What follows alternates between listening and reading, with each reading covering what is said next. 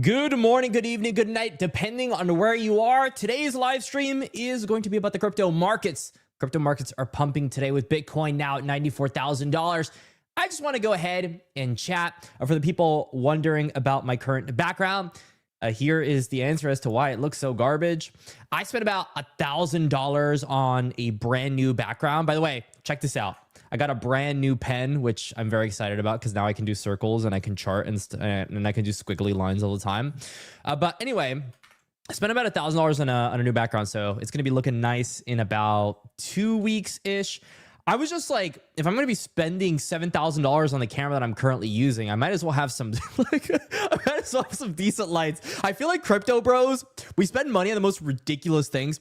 I mean, like, for example, I have like 1 million lights here and I don't use any of these lights at all. None of these lights. Look at this light. I have one here. I've got another one here. I got a bunch of lights and yet we use none of them at all. So anyway, I wanted to just talk about the markets. I haven't done a live stream in a minute. And so I am going to be very raw in giving my thoughts on the crypto market. So let's get into it. Now, Bitcoin right now is at $93,000.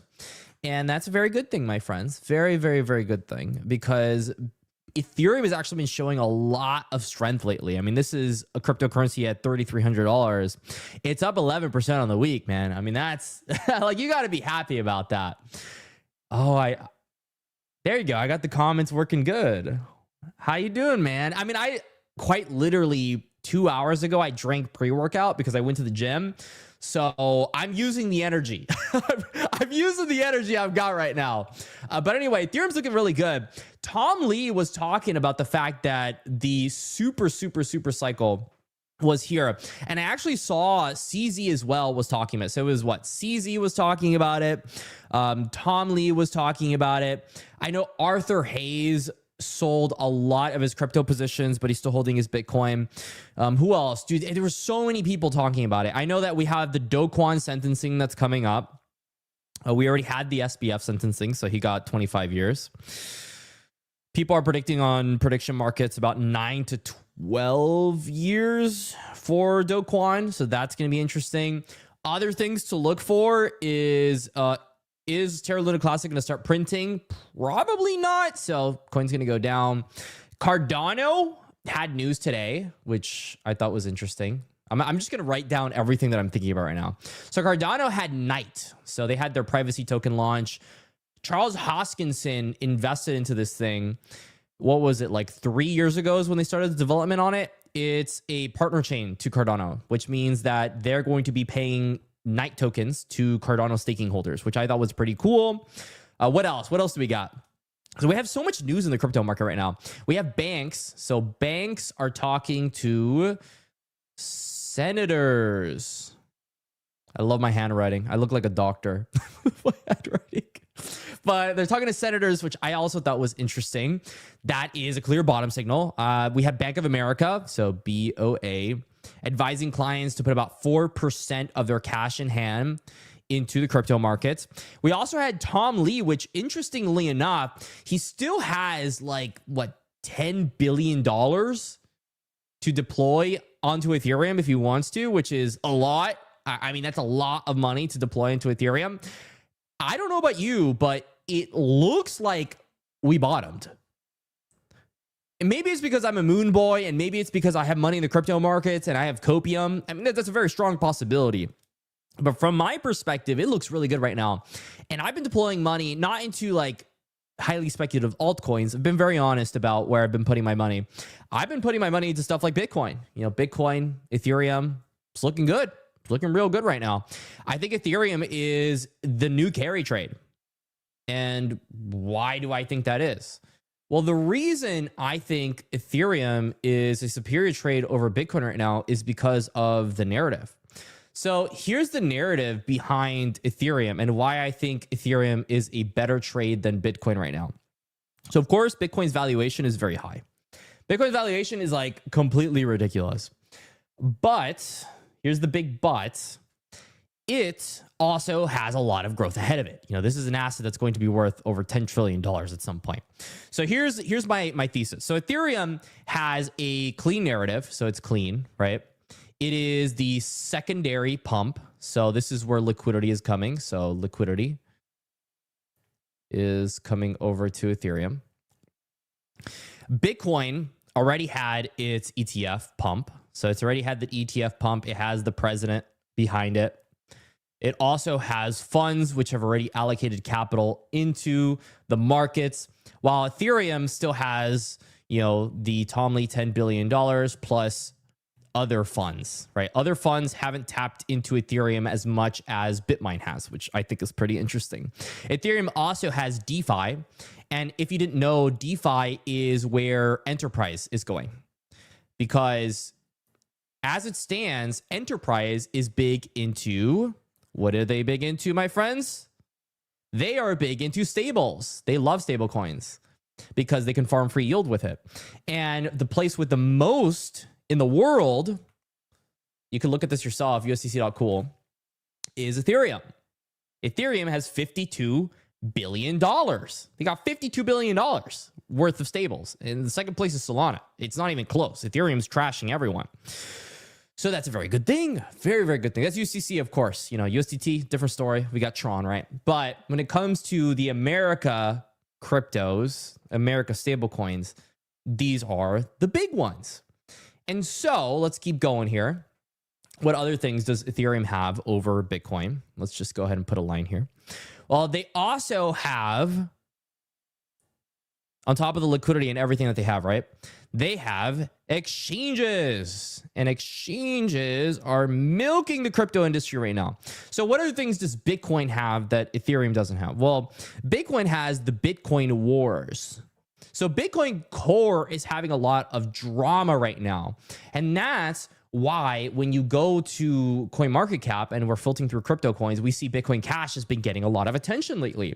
Because back in 2017, there were quite a few cryptocurrencies that were trying to emulate Bitcoin and become the next big Bitcoin.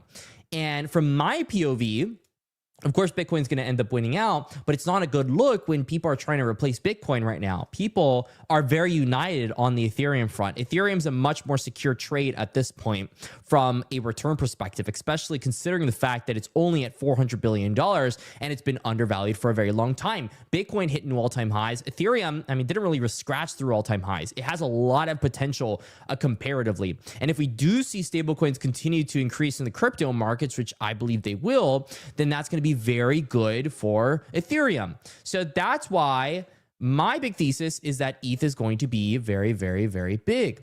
Now, on top of this, I believe Ethereum is going to spawn altcoin season.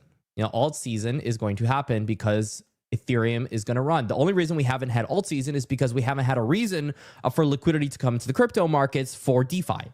And so if Ethereum runs, that means the DeFi ecosystem is going to get an injection of liquidity, because as it stands, Ethereum would be considered the vault of DeFi.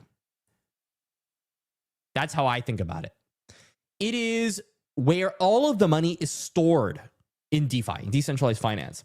At the end of the day, though, there needs to be the casino. And so the casino is where alt season functions.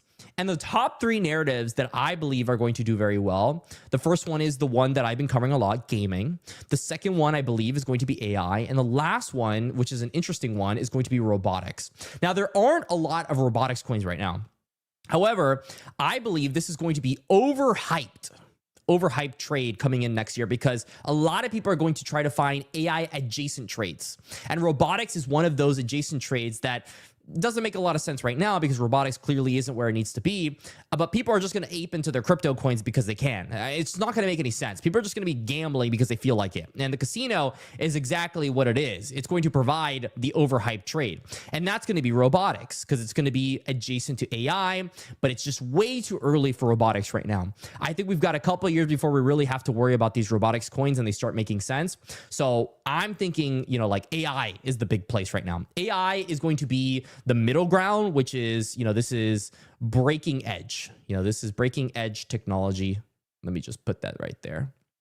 I'll get to your HBAR comment in a second. But I think AI is going to be the breaking edge. I believe robotics will be the overhyped trade. And then I believe gaming will be the underhyped trade. If you look at mind share in crypto, you'll notice that while gaming, no, isn't the most hyped thing in the world, it is still top 10. It's still top 10. You know, it's still top 10 in mind share. And gaming is also entertainment driven. It has narratives like GTA. You know, we got GTA 6 coming out next year. It got delayed. Unlucky for us. We were supposed to get the liquidity this year, but that's okay. But that's what I see. I see a lot of gaming plays rugging though, because a lot of them were VC mills. And I'm honest with you guys because, I mean, I don't really care anymore. I mean, I think it's good to be honest with you guys.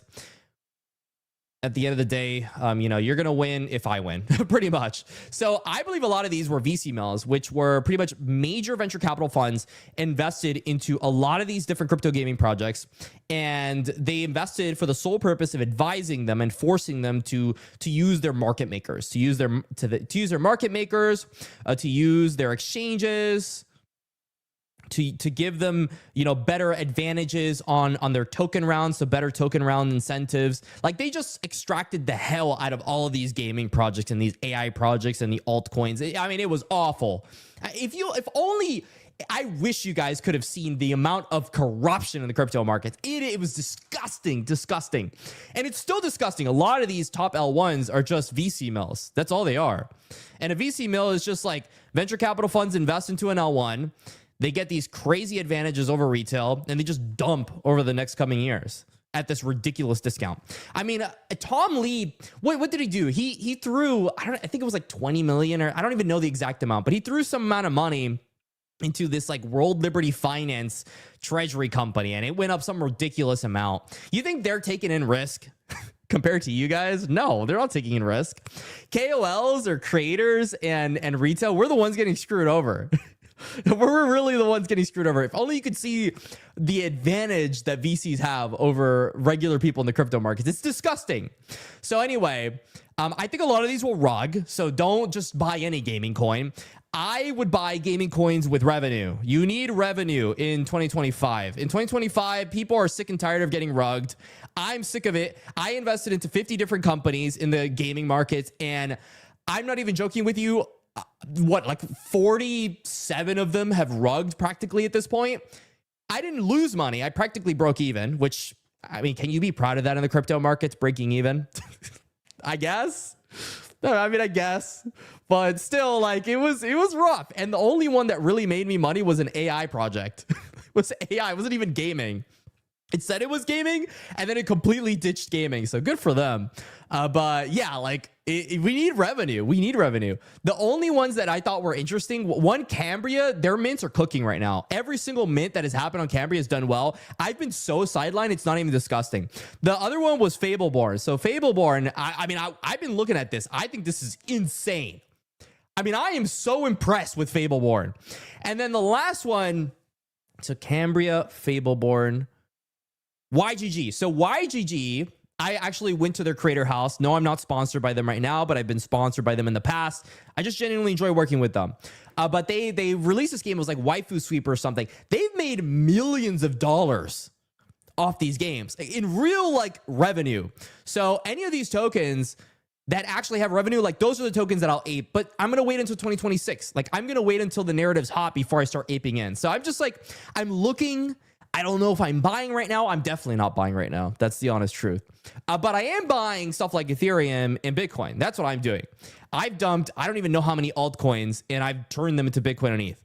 And so, yeah, maybe the upside's worse, but it's guaranteed pretty much. The risk is just, it's astronomically different. I think this is a nice little thing we've got going on here. I love this pen. I used to play a lot of Osu, and Osu players love these tablet pens. So let's go ahead and pick up another comment here. We've got Alex here. Is HBAR about to go on a Cardano style run? So what's going on with Cardano? Why are people interested in Cardano? Well, let's go ahead and check it out. So Cardano against HBAR. We're going to do the same thing because I think this is a fun little experiment. And I often do this when I'm doing my narrative trades because I believe narratives are much more important than what the actual coins are doing. I mean, that's like, if you've been here long enough, you understand that utility means almost nothing unless like you are actually making revenue. You could have the fastest blockchain in the world, but if nobody uses it, who cares? You remember swinging Nakamoto? But Nakamoto's went insane. Like when I covered Nakamoto, I think I sold it at like a 15x or something crazy. Yeah, Nakamoto was one of my best trades. It was absolutely insane. Shout out to Nakamoto's. That was absolutely crazy, that trade. And their website was abysmal. It was so bad. It was like the worst website I've ever seen in my entire life. Anyway, Cardano, they're riding off the hype of the night launch. That's all they're doing. HBAR is doing... What is HBAR doing right now? HBAR is kind of sleeper right now. Like HBAR is like... It's doing nothing. There's nothing to be excited about on HBAR right now. I looked at the meme coin ecosystem. It's dead right now. I looked into the institutional stuff. It's kind of dead right now. I think they're just waiting. HBAR doesn't like to spend money on marketing at all. Like if you've noticed, they don't spend money on marketing at all. Cardano does spend money on marketing. If you've noticed, they have their own little influencers and they have all this kind of stuff. They've got this like full ecosystem of shillers. Good. I think we need cult members. That's why XRP is doing so well. So we really have to just kind of wait and see. I don't know. Like HBAR is an interesting trade because it's not worth that much in comparison to a lot of these cryptos. It has the narrative, like it has the US narrative. Cardano also has the US narrative. Can't even write right now. Yeah, Cardano also has the US narrative. And then what else do we got? We got the AI narrative here. Then we got the Bitcoin narrative on Cardano, which I think is interesting. I see more reason to be bullish on Cardano right now than HBAR. And that's coming from a guy that covers a hell of a lot of HBAR. Like Cardano is just a more interesting trade right now. The ecosystem is being supercharged by Night. If Night does well, good for Cardano. It's going to pump a lot because more partner chains are going to release, which is going to be very good for the price of Cardano. Now, HBAR is kind of just waiting. Maybe they have something in the cards, but from a standpoint, I wouldn't buy more HBAR. I would just either hold it. I would just hold it. That's all I'm doing. I'm just chilling with my HBAR, holding it, not doing anything rash, not doing some crazy futures trade that I end up shilling on my channel and then everybody loses their money. Like, no, I'm just chilling. I'm chilling right now. But Cardano's a good trade. I think it's a good trade right now. I mean, like, look at the coin. Look at this coin. It's top 10. After all this time, it's still top 10. And you can't bet against Charles. You can't bet against Charles. Charles is too connected. He's way too connected. Charles is like the big boy version of Vitalik. Charles against Vitalik, ban for ban. Like, Vitalik ain't got it. He ain't got it. Charles is going to win the battle. So I'm pretty bullish on Cardano here. I think they're kind of like an XRP. He has an XRP cult. And then Vitalik has the Gooner cult. So the Gooners, they go crazy for Vitalik, but you know, Charles he's got the XRP cult. And he's always chilling next to who's that guy? I can't even remember right now. My brain's not working, but he's always chilling with XRP. That's all he does all day. So he's like he's literally going for the same exact narrative that XRP is, which I think is interesting. Why don't we give an applause to Charles for creating a cult?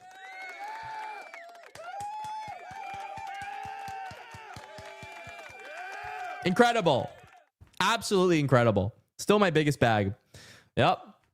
I think my biggest bag at this point is, it's not Bitcoin right now. What is it? Dude, I have so many nodes. I mean, I could just turn my camera around. I have a bunch of random like physical nodes next to me. I have like way too much money in nodes. If you guys knew, okay. Every time, some people think that I was gifted nodes whenever I went, like I spent $10,000 on this node and I made a lot of those videos. No, I actually threw money down. That was real. That was like not sponsored. I actually threw that money down. So every single time people saw those videos saying, oh, I spent 10K on this. I spent 100K on this bag. No, that was very real.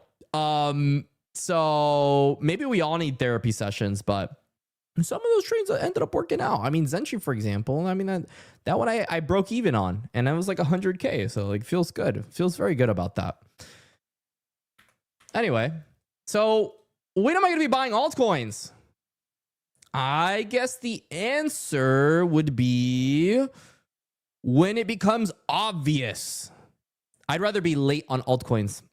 I used to be that guy that tried to predict the big niches. I mean, I predicted the top 3 that I think is going to happen, but it's not like I'm throwing tons of money at it. Back in 2021, yeah, I did actually throw tons of money at it. We're seeing a recovery, but it's like there's nothing here that makes me excited enough to be like, okay, let's ape our life savings. Oh my God, this is hilarious. Oh, this is so funny. Okay, so Open Loot is up 30% today, right? Now they've kind of had a dead coin for a while. Like you can see, it's pretty dead. You guys want to know why Open Loot is up today? I'll show you. I will show you right now. Okay, so here's the reason. Let me hide this. Here's the reason. Check this out, boys. We got the Trump game. Let's go. How do I make sure we got to hear this. Boom, boom, boom, boom. Does this not work? All right, here we go. Beautiful. Coming soon. Trump Billionaires Club. The biggest mobile game to hit the App Store. 1 million in prizes. You want to be a billionaire? Then you need to think like one. Make every move count. Master the art of negotiation. Invest smart. Win big. Scale your business empire. And above all, win. So, what's the move? Ready to join the Billionaires Club? So, yeah, Trump has a mobile game coming out. I covered it like ages ago. It's actually coming out, and Open Loot is the one that's building it. Open Loot's, they're the guys that made Big Time.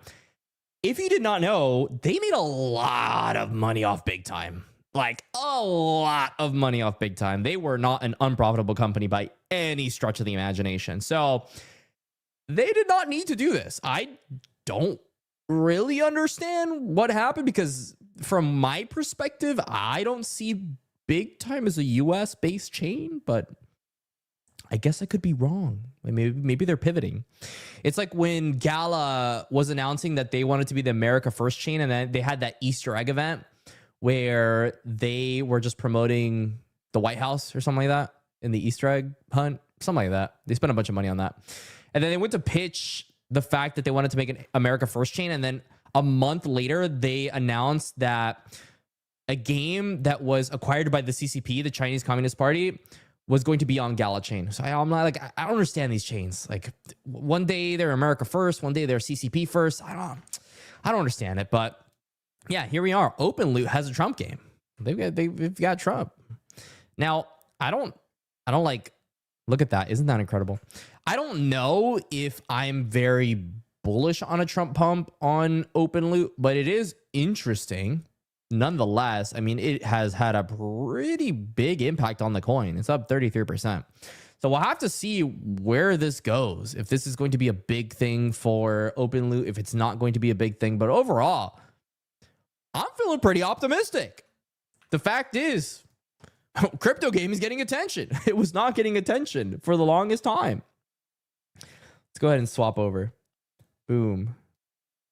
Boom, boom, boom, boom. But yeah, it's getting attention now, which is pretty good. I would say it's pretty good. For the top gainers over the past 24 hours, I mean, we have Cardano here. It's looking good. AVAX is here too. Look at them. Look at them go. Look at AVAX go. I thought AVAX was dead. It's up 6%. Yeah, AVAX is doing the institutional stuff. They're super big on institutions now. They're not big on gaming at all. So they've kind of like ditched their roots. They've pivoted a couple times, which is normal. You know, these O1s have to pivot. These guys are like more institution stuff. They're trying to attract institutional capital. Now, it's a big risk because institutional capital is fleeting. They will go wherever the wind blows. So whatever is hot at the moment, they will throw money at, but they will not try to be speculative with their institutional capital. Institutions like making money. They do not like losing money. Retail is a bit more gambly. They're a bit more casino-y. And that's why we usually see enterprises come into crypto for stable coins, and then retail make money off of that and then gamble on altcoins. That's kind of like the flow. So we'll see like an institution come in, and then we'll see DeFi run, And then after the institutions come in, we have retail, casino. That's usually what happens. So if people are bullish on an altcoin season, they're pretty much bullish on the ability to use other people as exit liquidity. that's pretty much it. It's literally a fucking casino. It's a casino with the odds stacked against you because a lot of these coins have hyperinflationary tokenomics. So yeah, very interesting stuff there. I don't know what to think about the institutional race. I just think that whatever chain ends up winning it is going to be a massive gainer, but a lot of chains are trying to do it. So the competition is really tough. Ethereum is a safe trade. Bitcoin's a safe trade. Anything that's above top 20 is just very highly speculative right now on whether or not they're going to be doing well. Like, for example, Cardano, they're going to do well because they're top 10. Pengu, I mean, I think they're going to do well. I thought they were going to do better, but we'll have to see. But yeah, that's pretty much going to be this recap. Tomorrow, I'm going to be streaming the FOMC meeting. So the Feds are going to be cutting rates tomorrow. There's a 95% chance. Of course, we're going to be celebrating that. We're going to be streaming it. I think that's going to be fun. If you guys are going to be there, I appreciate you for tuning in, watching the man speak. Until the next time, my friends, I will see you all. Stay classy. And that's all. Bum, bum, bum, bum, bum.